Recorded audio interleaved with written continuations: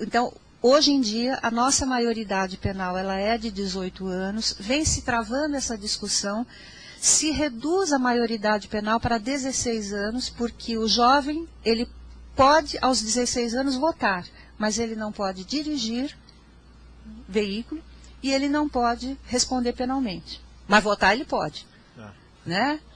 Porque aí é mais um votinho garantido, né? Então, essa questão vem se travando entre 18 e 16. Eu costumo dizer que essa discussão seria mais produtiva se nós discutíssemos se deveria haver uma maioridade penal. Porque, do ponto de vista da justiça criminal, hoje em dia nós temos, na época que o ECA foi feito, e que é uma boa lei, é de 1990, o Estatuto da Criança e do Adolescente, foi feito não com esse olhar que hoje uma criança de 14 anos, um jovem de 14 anos, ele já é chefe de uma quadrilha, uma jovem de 13 anos já tem filho. Então, os nossos adolescentes, eles estão muito precoces, né?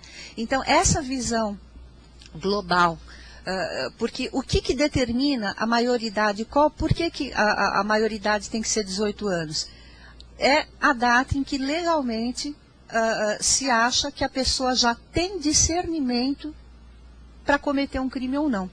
E hoje esse discernimento ele vem se apresentando mais cedo. Então, é uma discussão que vem se travando, Marcelo. Por enquanto não há ainda, eu mesma ainda não tenho uma opinião totalmente formada quanto a isso. Uma outra questão, eu falei do conceito de presunção de inocência. Hoje em dia, a sentença, ela só é considerada transitada em julgado quando não cabe mais nenhum recurso. E considerando o leque que é oferecido às defesas de recursos e habeas corpus, isso pode, no caso do juiz Nicolau, por exemplo, foram 155 habeas corpus e recursos num processo, num único processo. E recursos que a acusação não tem, só a defesa tem, né? Então esse processo ficou cozinhando nos tribunais, mas legalmente, porque os advogados, eles sabem manejar muito bem essas brechas que a lei dá, esses instrumentos que a lei dá. Então, eles atuam dentro da lei, dentro do que a lei permite que se faça em benefício do cliente dele, né? E o tribunal tem que aceitar porque está na lei. Então, na verdade, é uma conjugação de lei e jurisprudência que dá essa interpretação leniente, né, que é dada hoje aos tribunais. Uma outra questão que, no caso até do pai do Marcel, poderia se apresentar porque o sujeito mandante, o cara, foi mandante, né, o prefeito? Mas um deles era o prefeito. Um deles. Um dos suspeitos, porque se a gente fala que o cara é suspeito de ser mandante, vocês estavam falando de processo aqui mais cedo, eu tenho um caminhão de processo. Eu também. Entre outras coisas, a gente tem que tomar cuidado como é que chama o bandido. Tem um que eu acho exemplar. Tem um sujeito que é traficante, já cumpriu pena, tem mais uns 20 processos, está processando o jornal, porque o jornal noticiou a prisão dele. Processando o jornal. Tinha uma audiência semana passada, mas ficou em greve lá, não teve. É assim. Então, um dos suspeitos de ser mandante então, seria o prefeito.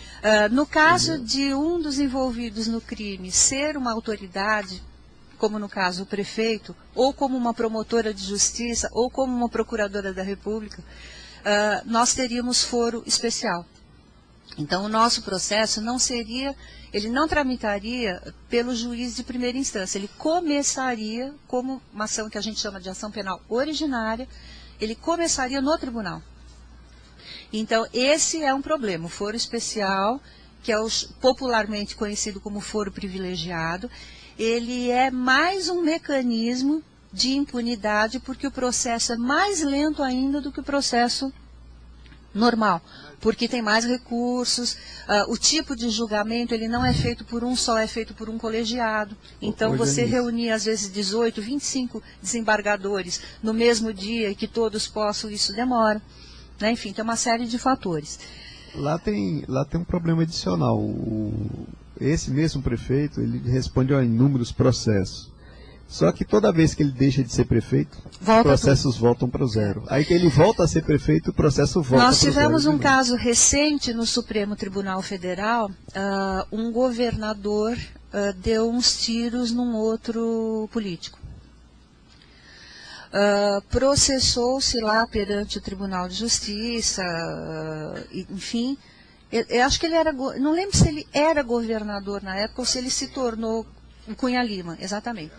Eu sei que, em resumo, esse processo foi para o foro especial, ele deixou de ter a função que ele exercia, voltou para a primeira instância, processou mais um pouco, ele entrou como deputado federal, salvo engano, o processo foi para o Supremo Tribunal Federal e, nesse meio tempo, ia dar a prescrição, antes de julgar, não precisaria nem julgar mais. O que ele faz? Um dia antes do julgamento, pelo Supremo Tribunal Federal, ele renuncia ao cargo. O processo volta a estaca zero? O processo voltaria a estaca zero. Aí, graças a uma intervenção veemente do ministro Carlos Aires Brito, ele disse não, ele está tentando burlar a lei, está tentando desrespeitar o tribunal, vamos julgar esse negócio. Né? E julgaram. Né? Foi condenado, quer dizer, mas aí já estava prescrito. Né? Aí já tinha dado a prescrição, então, quer dizer, não houve punição nesse caso. Então, o foro especial é um problema.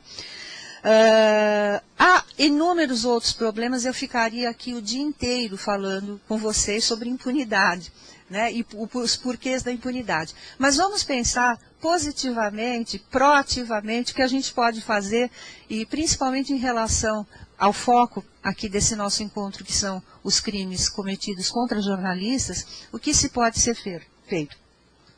Em primeiro lugar, investigação criminal, gente, não é feita apenas pela polícia. Tá? O Ministério Público, tanto estadual quanto federal, tem poderes investigatórios. Existe um questionamento disso no Supremo Tribunal Federal, mas isso é patrocinado, óbvio, pelas melhores defesas do país, mas nós já temos votos, em alguns julgamentos, votos de pronunciamentos de ministros reconhecendo esse poder investigatório do Ministério Público. Eu cito um exemplo, em caso de homicídio, onde a investigação do Ministério Público, independente do Ministério Público, porque o Ministério Público, nós temos legalmente independência funcional, ou seja, não tem ninguém, nem o presidente da República e nem de outra República, não tem político nenhum que chegue para um promotor de justiça, para um procurador da República e fale, ó, esse caso aqui é do fulano, arquiva. Se falar isso, é capaz de a gente dar voz de prisão para o procurador-geral, que disser isso para nós. Né? Nós temos total independência e exercemos essa independência. Sempre. Então, nós temos total independência na nossa investigação. No caso do assassinato do prefeito de Santo André, o caso Celso Daniel, a Polícia Civil de São Paulo fez um inquérito sem vergonha, para dizer que foi um crime comum.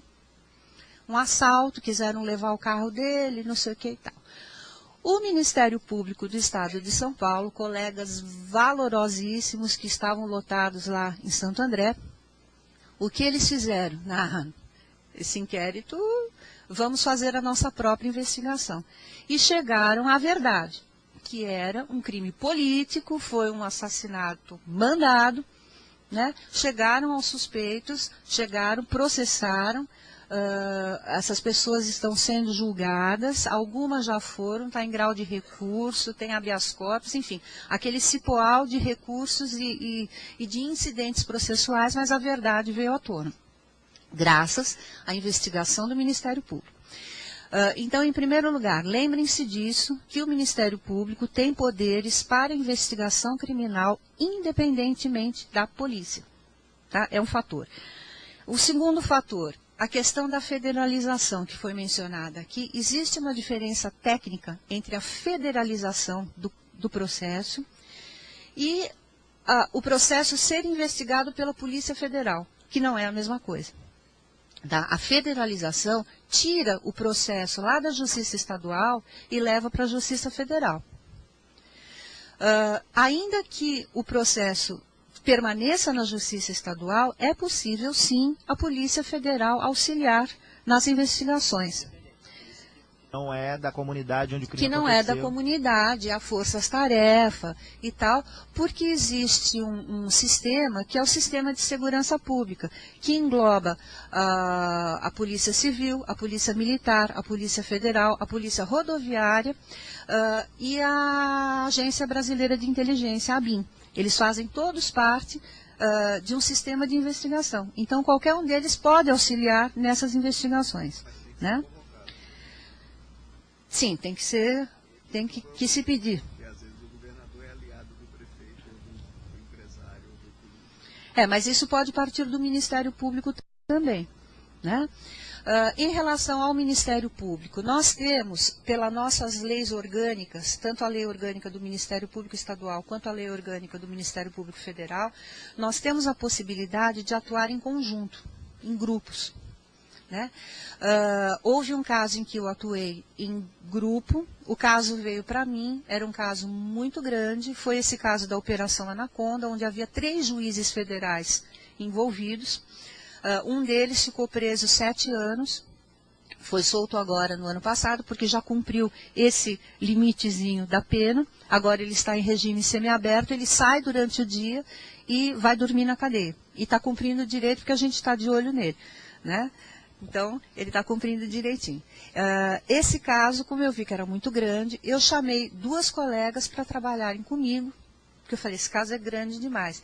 E para nós, inclusive, é um fator não só de você ter mais pessoas na investigação, como um fator de segurança, porque nós também, Marcelo, nós também somos ameaçados, nós membros do Ministério Público.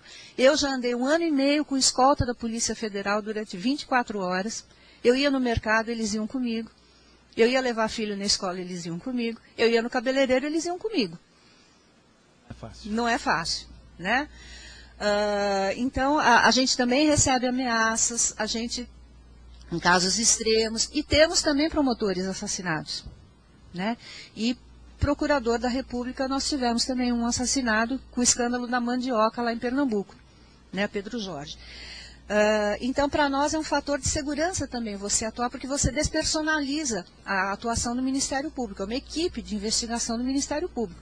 É o que o Sidney falou aqui, você mata o jornalista, mas não mata o jornalismo. Lá também, você vai atrás do promotor, mas você não mata a investigação, porque tem um monte de promotores para fazer essa investigação. Então, o que se pode fazer? Pedir, e isso vai a critério de vocês, e eu já, 5 minutos eu encerro, tá? Se vai por pedido ao Procurador-Geral, se vai por projeto de lei, se vai pelo Conselho Nacional do Ministério Público, que tem essa função também de, ao fazer o controle externo do Ministério Público, fazer recomendações às direções do Ministério Público, pedir que todo crime contra jornalistas seja investigado e seja instituído um grupo de promotores e não deixar a cargo de um único promotor, né? Porque aí há a possibilidade desse grupo de promotores ser formado por promotores de outras localidades e, no caso do Ministério Público Federal, de outros estados. Interessante. Né? Porque nós temos abrangência nacional. Essa é uma